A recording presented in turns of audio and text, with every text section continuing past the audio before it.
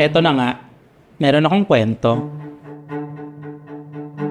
Excited because I'm gonna share a different side of Vinyas, deeper side of Vinyas. Yung shoot namin today, it's very light, very easy kasi we're working with an amazing team as well. Gusto kong isama yung mga tao makakapanood na to sa journey. Gusto ko makita nila dito yung thought process ko, yung proseso namin ng team ko.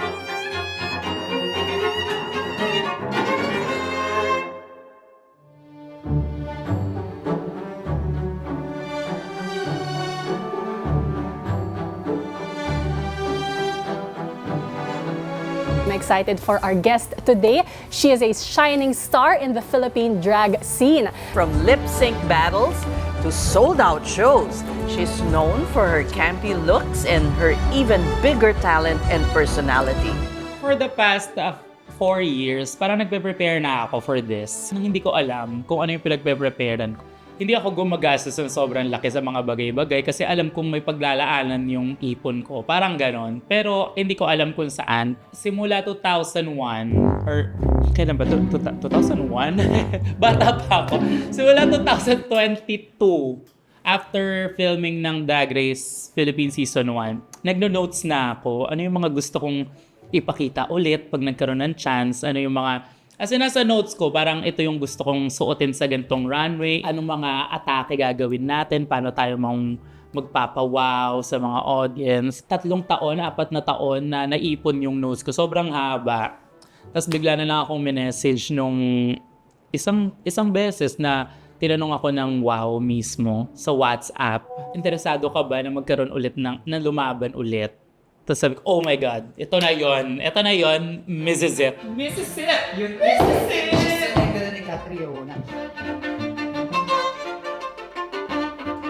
So pagkakita ko noon, ayan na, nag-enroll na ako ng dance class, ng voice lesson ulit, ng iba't ibang classes, pati acting workshop. Wala pa ha, tinanong pa lang ha.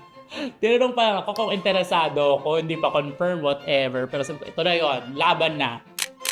Papalapit na papalapit, nagkakaroon ng chismis, biglang may mga lumaban na sa ibang franchise. Sabi ko, ano ba yun? Nag-inquire na sa akin, hindi pala tuloy. Tapos biglang nag-message na, okay, mag-prepare ka na ng ganito, ng ganyan. Wala sila binibigay na date eh. Pero nagpe-prepare na ako. Kinakatok ko na lahat ng friends ko, lahat ng artist friends ko, lahat ng mga nasa corporate world, anong gagawin. Tinatanong ko kung anong mga paghahandaan pwede kong gawin. Tapos pinupulot ko yung mga tingin ko ay applicable sa akin. So, ang nangyari, pagkabigay sa amin ng brief, ilang linggo lang yung preparations. Tapos pinatawag ko yung mga friends ko. Meeting kagad kami sa bahay. Tapos we-knock through namin tong brief kung ano yung mga kailangan i-prepare. Magkaibang batch ng mga tao. So, parang nung first night, 15 na tao halos yung nasa bahay. Second night, 15 na tao ulit. So parang 30 tao yung nagtulong-tulong.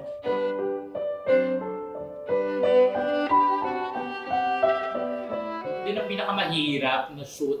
Ang dami ng pinagdaanan nito. Actually, dapat ito yung first na i-shoot ka. So medyo parang towards the end na halos na-shoot ko na lahat by this time.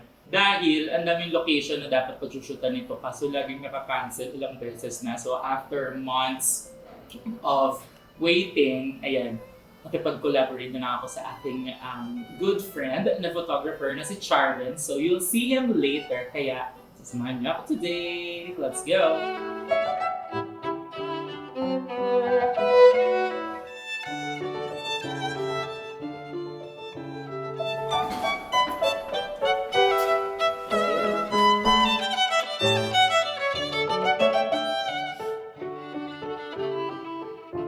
So ayan, nandito na tayo sa Mentor Incorporated. Ayan, ang mag-shoot tayo today kasama natin, of course, the amazing Charvin! Ayan. Sinute niya din ako nung season 1 ng Drag Race, yung Philippine flag ako noon na dapat ay dito sa national costume. Pero hindi natin nasuot. Ito masusuot natin to, sure na Charvin, dahil first episode ito. Ang aking choice sa evening gown is, syempre, ako nag-design nito mismo. Parang ako din nag-paint mismo sa nakita niyong image ni Jesus Christ. So I am now painting one of my best looks for this season. This will mean a lot to me. Dito sa buong journey ko, gusto ko maging sobrang hands-on kasi I want this to be my journey, not the journey of other people for me. At gusto ko innovative talaga. Parang unexpected na sa akin pa siya manggagaling, di ba? Sa dulo, di ba? Revelation talaga. Parang book sa Bible, di ba? Revelation. Hindi alam ng lahat, di ba, na I have my faith, I have my personal connection with Jesus, with God, and bagets pa lang ako, nag-church ako talaga. Yung relationship na yun is personal relationship ko. At the end of the day, kaming dalawa pa rin yung magkausap bago ako matulog. Naalala ko nung bagets pa ako, mga 16, 17, nagsisimba ako sa Quiapo. Tapos first ever brush ko ng makeup at plancha ko sa buhok, binili ko sa Quiapo after ko magsimba. So, noong time na yun, parang pinagpipray ko, sana magamit ko to sa racket, sana mapagkakitaan ko tong plancha na to at brush ng makeup. Noong mga panahon na to, hindi pa ako marunong mag-makeup, hindi pa ako marunong mag-hair. Pero because of that moment, tas nag-donate ako sa Quiapo Church, hindi ko naman alam na magiging drag queen ako. Feeling ko gusto ko maging makeup artist at hairstylist nung panahon na yon. Tas dito pala ko dinala. Ngayon, gusto kong ipakita din sa mundo dito sa biggest stage na ito pala yung mga wini-wish ko ilang years ago, di ba? Mga 12, 13 years ago. Naalala ko yung first time na nag-tour ko siya. Kasi busy lahat, pero minimake sure niya na hindi ako bored. So, ang laking tulong ng Drag Race na. Nag-iba talaga yung industry, di ba? Compared mo nung, kailan ba? Nung White Party era. Oo. Lagi niya ako kinakausap. Kahit nandun ako meron ko sa akong office dati sa dating studio ko. Talagang pupunta siya doon just to talk to me. Sa isang episode dito sa season na to, makikwento natin sa mga susunod. Talagang napadasal ako sa isang episode ng bonggang-bongga. Please welcome our candidates for their first runway category. Habang dinidiscuss namin yung mga looks, nabuo yung concept ng nurse. Oo nga no, dapat national costume tong mga nurse. Dahil saan ba kilala ang mga Pinoy? Kapag meron kaming drag con, puro nurse yung mga nakikita ko na nagmi-meet and greet sa amin ng mga Pinoy. Tapos, yung nanay ko, tsaka ate ko, parehong nurse. Sabi ko, dapat mapakita ko to sa world stage ng drag na ang mga Pinoy, ang mga nurse ay national symbol ng Philippines, di ba? Ito yung mga frontliners natin. Hi po, ako po si Hana, nursing student po ko. In every dream naman, lagi po tayo may challenges na hinaharap. Along the journey naman po, ini-embrace ko na lang yung mga challenges. Hello, good morning! So ito na nga, another shoot! I'm with our resident stylist and choreographer / transsexual, Miss... Oh! I'm Miss... Ay, naman dyan! Siyempre no. Todo ang aga. Working with drag queens usually gives me this kind of spark to make better output because I know that they put a lot of effort during the preparation. So I have also to give justice to what they do.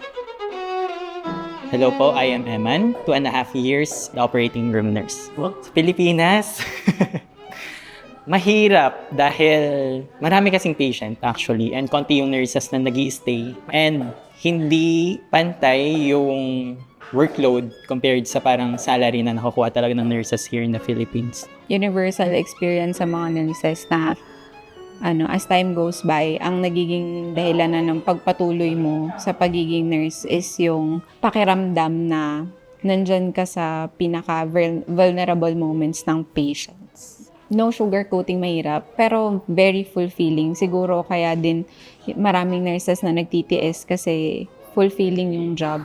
Imagine ganyan dito si Kujit, classmate ko to nung high school.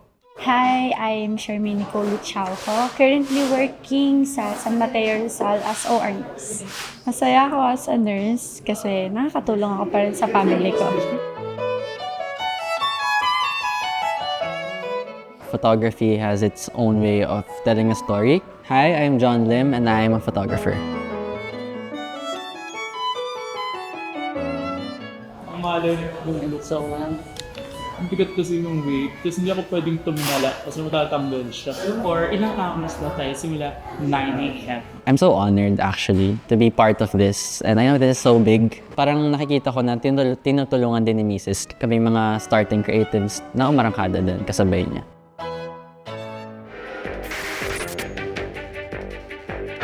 I'm back! Pinush ko talaga yung entrance look na dapat manananggal ako. Una sa lahat, parang naglilista nga ako, di ba, sa notes ko, ano yung magtatap dun sa tuwalya. Kaya siya nag-work kasi literal na tuwalya lang siya. Hindi ko siya nilagyan ng bato, hindi ko siya binedazzle, whatever. Feeling ko kung binedazzle ko siya, parang mas mababa yung impact niya. Mag-expect sila sa entrance look ko, di ba? Parang sinuwerte lang ba ako dun o meron talaga akong K na manggag. Hello! Dito tayo ngayon sa aming tahanan sa Rampa. Dito tayo mag-shoot for today. Si Mrs. kasi sobrang diretso niya magsalita. Walang filter. Lalo kapag may gusto siyang ayusin, nakikita kong magandang quality niya yon as a drag performer. Working with Mrs., sobrang dali lang kasi nga meron na siyang initial ideas of what she really wants to do. Nag-enter na lang ako to add story depth dun sa gusto niyang concept kasi buo na siya in a sense. Konting tweaking na lang siya. And sinimulan kasi ni Mati sa set design, so parang kailangan naming live to the energy of what Mati started. Hi everyone, my name is Mati, aka Matilda, and I am the production designer for today's shoot. I've always loved working with Mrs. Sobrang gaan niya lang katrabaho, good vibes lang, chill lang, ganyan. Parang naglalaro lang kami. Since short notice yung shoot, I made sure na it's possible din and at the same time, kaya siyang i-execute ng mabilisan and maayos. Saan galing yung mga halaman mo, Mati? Ina-harvest pa namin sa bundok. Saan? Nang ganitong umuulan? Oo, kanina umaga nang hinarvest yan. Go. The biggest challenge here is transforming the rampa stage na hindi siya magmukhang stage ng rampa. Ang dami kong tinakpan like na speakers, the ilaw. Hawak mo siya. Thank you. Paano mo? Kasi yun ang actor. Kasi may caramel pa, For sure, ikaw namili ka. Makinuha pa lang yun doon. Mauwi ko to. Pancake tayo, ma'am. Like ano ba? Temporado, caramel. Working with Mrs., parang first ko siyang drag queen ever na na-shoot. Super gaan lang, lahat ng sisigawan, every time na nakakuha kami ng magandang photos. Nakaka-uplift din siya ng energy as a photographer kasi lahat ng mga tao sa team is very enthusiastic para pagandahin kung ano yung magiging entrance look ni Mrs. Medyo gloomy ang weather today. It's bagyo season in the Philippines and nakakaloka. May na-aksidente na agad. Oh my God! Nalaglag ka? Nilagay natin sa plastic. Gusto mo Nilagay sa plastic. magpa-check ka? Sa textbook. So, kung hindi siya nasabit, nahulog ako tuloy. So, hindi ko alam kung na-save ba or... Si Jen, saan mo kaya muna si Kapag? Kaya din naman namin. Pero other than that, madami tayong dapat ipagpasalamat today dahil ang mga tao ay nag-effort dumating and biglaan lang itong shoot. Naglilista ako ng mga naloloka ako ng mga memes sa Facebook. Dumating sa timeline ko yung, alam mo yung mga naka-backpack. Para ate, nakabukas yung bag mo. Tapos bigla lang siyang lumabas na, alam ko. Ate, bag mo nakabukas. Kasi sabi ko, kailangan ma-incorporate ko to sa entrance look ko. So, doon nag-umpisa sa idea, tapos binagayan ko na lang. Saan ba ako pinaka-known nung season 1? Since dito tayo mag-re-entry, ito yung nag-trend sa buong mundo na look. As in, iba't ibang languages yung nakikita ko na nag-share nitong look na to. So, okay, dyan tayo magpapakilala ulit, pero glam version na. Pero may gag pa rin. Kahit social, dapat may patawa pa rin. So, effective naman. Actually, while on the way ko lang na conceptualize yung parang shot list or storyboard ko, Mrs. gusto ko pa rin incorporate yung pagiging camp niya.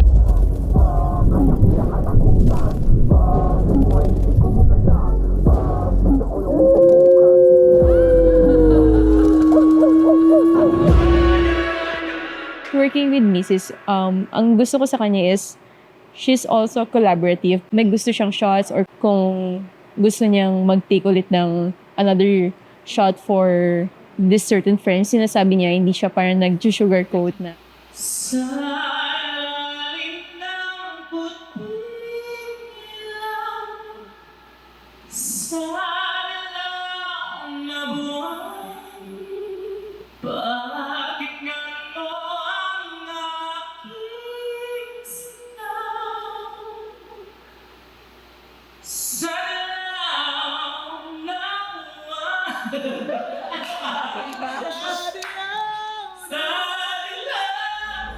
So 5 days na lang bago pumasok sa loob ng bahay ni Koya. And then gagalang days ahead. Hindi ko na kinaya, pinapunta ko na dito si Mother Debbie Swain.